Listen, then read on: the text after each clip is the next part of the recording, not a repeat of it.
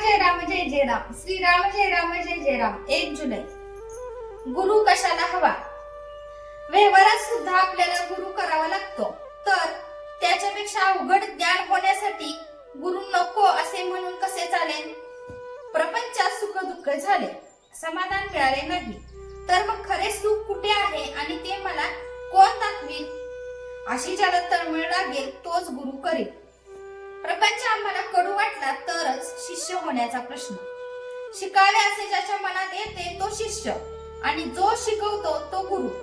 मला काही कळत नाही असे ज्याला वाटते तोच गुरु करेल।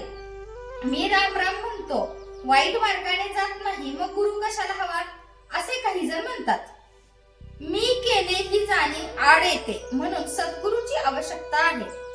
सत्कर्माचा अभिमान जर आपल्याकडे घेतला तर रामाचा विसर नाही का पडला? अभिमान गेल्याशिवाय राम नाही भेटणार।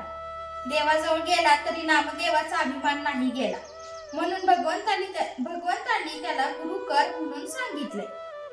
संतांच्या कृपेने दुखणे बरे झाले म्हणून त्याला मानणे हे खरे नव्हे। जो शिष्याला विषयात ओढील त्याला गुरु कसे म्हणावे? जो काही चमत्कार करून दाखवील त्याला आम्ही बुवा म्हणतो। संतांची परीक्षा आम्ही बाह्यांगावरून करतो। सर्वाभूती भगवंत ज्याला पाहता येईल त्याला संतांची खरी ओळख होईल। संतांच्या संगतीत आपल्या मनावर जो परिणाम होतो त्यावरून आपण संतांची परीक्षा करावी। माझे चित्त जिथे निर्विषय होईल तिथे संतांची खरी जागा म्हणता येईल। ज्याला भगवत प्राप्तीची तळमळ लागली आहे त्याला शिष्य म्हणावे। जो गुरु आज्ञेबाहेर जात नाही आणि गुरु हेच भगवंत प्राप्तीचे साधन मानतो तो सशिष्य होय। गुरुपंथा देवधर्मच नाही मानो। काही कानडी माणसे महाराष्ट्रात आली, त्यांना मराठी येत नव्हते। त्यांनी एक दुभाषी गाठला आणि त्याच्या मागोमाग ती पुष्कळ ठिकाणी हिंडली। त्यांची चिंता आणि जबाबदारी त्या दुभाष्यावर पडली। तशी आपण दुभाष्याची म्हणजे सद्गुरूची संगत केली पाहिजे। तो म्हणेल तिथे जावे, तो सांगेल तसे करावे, मग परमात्मा मिळेलच। शास्त्रे आणि वेद अनंत आहेत, ते शिकायला आपल्याला वेळ कुठे आहे? सद्गुरूंनी नवनीताप्रमाणे सर्व साधनांचे सार असे जे नामसाधन सांगितले ते आपण करावे, म्हणजे भगवंताचे प्रेम लागेलच।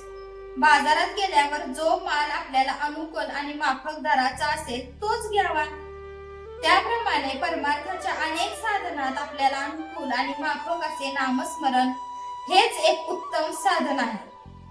तेच करावे आणि आनंदाने राहावे। जय जय रघुवीर समर्थ।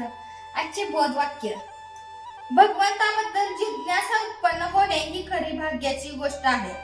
असा जिज्ञासू शिष्य भेटला तर संतांना आपले स्वतःचे सार्थक झाले असे वाटते।